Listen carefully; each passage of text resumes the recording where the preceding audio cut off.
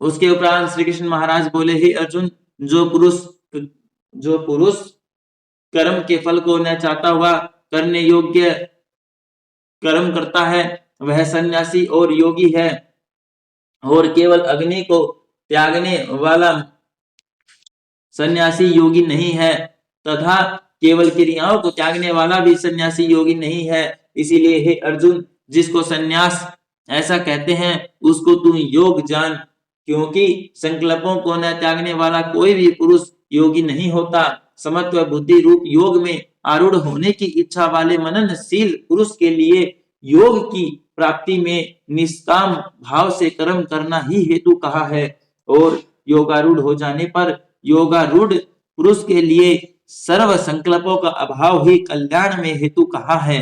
जिस काल में न तो इंद्रियों के भोगों में आसक्त होता है तथा न कर्मों में ही आसक्त होता है, उस काल में सर्व संकल्पों का त्यागी पुरुष योगारूढ़ कहा जाता है। यह योगारूढ़ता कल्याण में हेतु कही है। इसीलिए मनुष्य को चाहिए कि अपने द्वारा अपना संसार समुद्र से उद्धार करे और अपने आत्मा को अधोगति में न पहुंचावे। केवल यह जीवात्मा आप भी तो अपना मित्र है और आप ही अपना शत्रु है, अर्थात कोई और दूसरा शत्रु या मित्र नहीं है। उस जीवात्मा का तो वह आप ही मित्र है कि जिस जीवात्मा द्वारा मन और इंद्रियों सहित शरीर जीता हुआ है, और जिसके द्वारा मन और इंद्रियों सहित शरीर नहीं जीता गया है, वह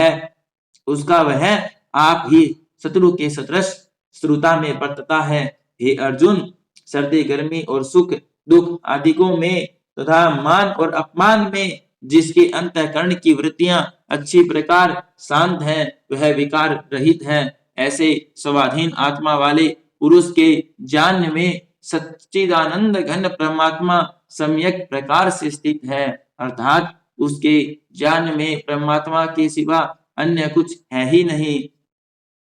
ज्ञान विज्ञान से तृप्त है, अंतःकरण जिसका तथा विकार रहित है, स्थिति जिसकी और अच्छी प्रकार जीती हुई है, इंद्रियां जिसकी तथा सम्मान है, मिट्टी पत्थर और सुवर्ण जिसके, वह योगी युक्त अर्थात भगवत की प्राप्ति वाला है। ऐसे कहा जाता है, जो पुरुष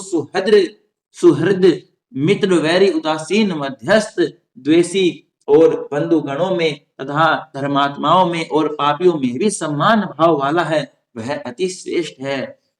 इसीलिए उचित है कि जिसका मन और इंद्रियों सहित शरीर जीता हुआ है, ऐसा वासना रहित और संग्रह रहित योगी अकेला ही एकांत स्थान में स्थित रहता हुआ निरंतर आत्मा को परमेश्वर के ध्यान में लगावे। शुद्ध भूमि में कुशा मृगशाला और वस्त्र है, उपरोपरि जिसके ऐसे अपने आसन को न अति ऊंचा और न अति नीचा स्थिर स्थापन करके और उस आसन पर बैठकर तथा मन को एकाग्र करके चित्त और इंद्रियों की क्रियाओं को वश में किया हुआ अंतःकरण की शुद्धि के लिए योग का अभ्यास करे। उसकी विधि इस प्रकार है कि काया सिर और ग्रीवा को समान और अचल धारण किए हुए दृढ़ होकर अपनी नासिका के अग्र भाग को देखकर अन्य दिशाओं को न देखता हुआ और ब्रह्मचर्य के वृत्त में स्थित रहता हुआ भय रहित तथा अच्छी प्रकार शांत अंतःकरण वाला और सावधान होकर मन को वश में करके मेरे में लगे हुए चित्त वाला और मेरे प्रायण हुआ स्थित हुए। इस प्रकार आत्मा को निरंतर परमेश्वर के स्वरूप में लगाता हुआ स्वाधीन मन वाला योगी मेरे में स्थिति रूप ब्रह्मानंद पराकाष्ठा वाली शांति को प्राप्त होता है। परंतु हे अर्जुन, यह योग न तो बहुत खाने वाले का सिद्ध होता है, न बिल्कुल न खाने वाले का, तथा न अतिशयन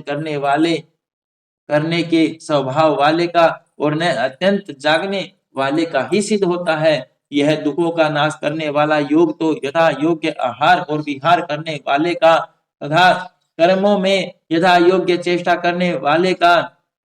और यथा योग्य शयन करने तथा जागने वाले का ही सिद्ध होता है। इस प्रकार योग के अभ्यास से अत्यंत वश में किया हुआ चित्त जिस काल में परमात्मा में ही भली प्रकार स्थित हो जाता है, उस काल में संपूर्ण कामनाओं से स्पृहा रहित हुआ पुरुष योग युक्त ऐसा कहा जाता है। जिस प्रकार वायु रहित स्थान में स्थित दीपक चलायमान नहीं होता है, वैसे ही उपमा परमात्मा के ध्यान में लगे हुए योगी के जीते हुए चित्त की कही गई है। हे अर्जुन, जिस अवस्था में योग के अभ्यास से निरुद्ध हुआ चित्त उपराम हो जाता है और जिस अवस्था में परमेश्वर के ध्यान में शुद्ध हुई सूक्ष्म बुद्धि द्वारा परमात्मा को साक्षात करता हुआ सच्चिदानंद घन परमात्मा में ही संतुष्ट होता है तथा इंद्रियों से अतीत केवल शुद्ध हुई सूक्ष्म बुद्धि द्वारा ग्रहण करने योग्य जो अनंत आनंद है उसको जिस अवस्था में अनुभव करता है और जिस अवस्था में स्थित हुआ यह योगी भागवत स्वरूप से नहीं चलायमान होता है और परमेश्वर की प्राप्ति रूप जिस लाभ को प्राप्त होकर उससे अधिक दूसरा कुछ भी लाभ नहीं मानता है और भगवत प्राप्ति रूप जिस अवस्था में स्थित हुआ योगी बड़े भारी दुख से भी चलायमान नहीं होता है, जो दुख रूप संसार के संयोग से रहित है तथा जिसका नाम योग है उसको जानना चाहिए। वह योग न उकताए हुए चित्त से अर्थात तत्पर हुए चित्त से निश्चय पूर्वक करना कर्तव्य है। इसीलिए मनुष्य को चाहिए कि संकल्प से उत्पन्न होने वाली संपूर्ण कामनाओं को निशेषता से अर्थात वासना और आसक्ति सहित त्याग कर और मन के द्वारा इंद्रियों के समुदाय को सब ओर से ही अच्छी प्रकार वश में करके क्रम क्रम से अभ्यास करता हुआ उपरामता को प्राप्त होवे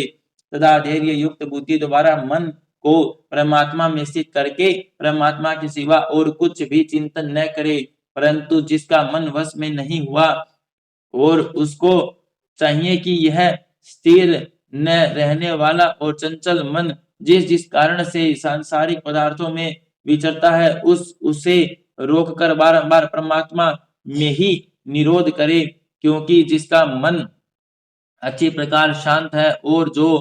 पाप से रहित है और जिसका रजोगुण शांत हो गया है, ऐसे इस सच्चिदानंद घन ब्रह्म के साथ एकीभाव हुए योगी को अति उत्तम आनंद प्राप्त होता है। वह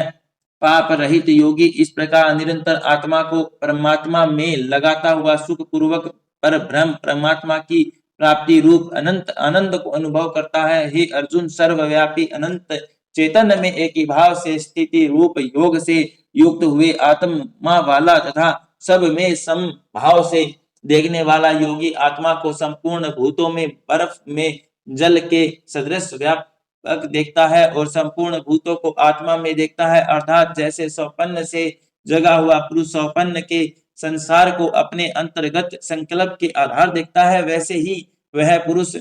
संपूर्ण भूतों को अपने सर्वव्यापी अनंत चेतन आत्मा के अंतर्गत संकल्प के आधार देखता है। जो पुरुष संपूर्ण भूतों में सबके आत्म रूप मुझ वासुदेव को ही व्यापक देखता है और संपूर्ण भूतों को मुझ वासुदेव के अंतर्गत देखता है, उसके लिए मैं अदृश्य नहीं होता हूँ और वह मेरे लिए अदृश्य नहीं होता है, क्योंकि वह मेरे में एक ही भाव से स्थित है। इस प्रकार जो पुरुष एक ही भाव से स्थित हुआ संपूर्ण भूतों में आत्म रूप से स्थित हुआ मुझ सच्चिदानंद घन वासुदेव को भजता है, वह योगी सब प्रकार से बरतता हुआ भी मेरे में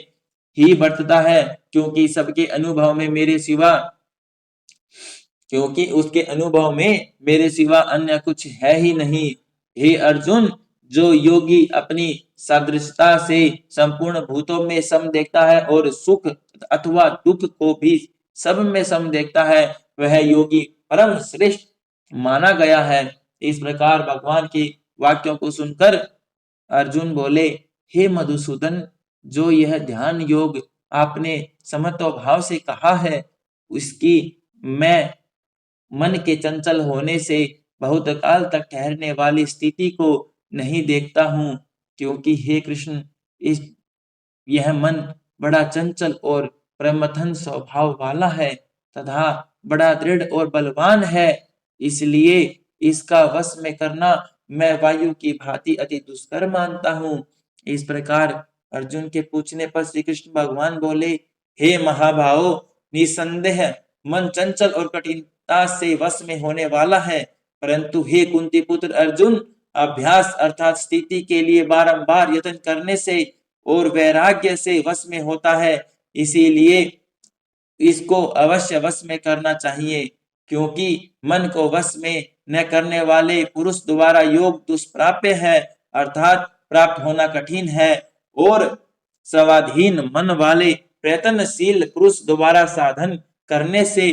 प्राप्त होना सहज है। यह मेरा मत है। इस पर अर्जुन बोले, हे कृष्ण, योग से चलायमान हो गया है मन, जिसका ऐसा स्थिर यत्न वाला श्रद्धा युक्त पुरुष योग की स्थिति को अर्थात भगवत साक्षात्कार को न प्राप्त होकर किस गति को प्राप्त होता है? हे महाभाव, क्या यह भागवत प्राप्ति के मार्ग में मोहित हुआ आश्रय रहित पुरुष छिन्न भिन्न बादल की भांति दोनों ओर से अर्थात भगवत प्राप्ति और सांसारिक भोगों से भ्रष्ट हुआ नष्ट तो नहीं हो जाता है? हे कृष्ण, मेरे इस संशय को संपूर्णता से छेदन करने के लिए आप ही योग्य हैं, क्योंकि आपके सिवा दूसरा इस संशय का छेदन करने वाला मिलना संभव नहीं है। इस प्रकार अर्जुन के पूछने पर श्री कृष्ण भगवान बोले, हे पार्थ, उस पुरुष का न तो इस लोक में और न परलोक में ही नाश होता है, क्योंकि हे प्यारे, कोई भी शुभ कर्म करने वाला अर्थात भगवत अर्थ कर्म करने वाला दुर्गति को नहीं प्राप्त होता है, किंतु वह योग भ्रष्ट पुरुष पुण्यवानों के लोगों को अर्थात स्वर्गाधिक उत्तम लोगों को प्राप्त होकर उनमें बहुत वर्षों तक वास करके शुद्ध आचरण वाले श्रीमान पुरुषों के घर में जन्म लेता है, अथवा वैराग्यवान पुरुष उन लोकों में न जाकर ज्ञानवान योगियों के ही कुल में जन्म लेता है। परंतु इस प्रकार का जो यह जन्म है सो संसार में निसंदेह अति दुर्लभ है। वह पुरुष वहां उस पहले शरीर में साधन किए हुए बुद्धि के संयोग को अर्थात समत्व बुद्धि योग के संस्कारों को अनायास ही प्राप्त हो जाता है। और हे कुरुनंदन, उसके स्वभाव से फिर अच्छी प्रकार भगवत प्राप्ति के निमित्त यत्न करता है। वह विषयों के वश में हुआ भी उस पहले के अभ्यास से ही निसंदेह भगवत की ओर आकर्षित किया जाता है, तथा समत्व बुद्धि रूप योग का जिज्ञासु भी वेद में कहे हुए सकाम कर्मों के फल को उल्लंघन कर जाता है। जबकि इस प्रकार मंद यत्न करने वाला योगी भी परम गति को प्राप्त हो जाता है। तब क्या कहना है कि अनेक जन्मों से अंतःकरण की शुद्धि रूप सिद्धि को प्राप्त हुआ और अति यत्न से अभ्यास करने वाला योगी संपूर्ण पापों से अच्छी प्रकार शुद्ध होकर उस साधन के प्रभाव से परम गति को प्राप्त होता है, अर्थात परमात्मा को प्राप्त होता है। क्योंकि योगी तपस्वियों से श्रेष्ठ है और शास्त्र के जान वालों से भी श्रेष्ठ माना गया है, तथा सकाम कर्म करने वालों से भी योगी श्रेष्ठ है। इससे हे अर्जुन, तू योगी हो। हे प्यारे, संपूर्ण योगियों में भी जो श्रद्धावान योगी मेरे में लगे हुए अंतरात्मा से मेरे को निरंतर बसता है, वह योगी मुझे परम श्रेष्ठ मान्य है। इति श्रीमद् भगवत गीता रूपी उपदेश एवं ब्रह्म विद्या तथा योग शास्त्र विषयक श्री कृष्ण और अर्जुन के संवाद में आत्म संयम योग नामक छठा अध्याय। जय जय श्री कृष्ण वासुदेवाय नमो नमः। ओम श्री परमात्मने नमः। श्री कृष्णाय गोविंदाय नाथाय नमो नमः।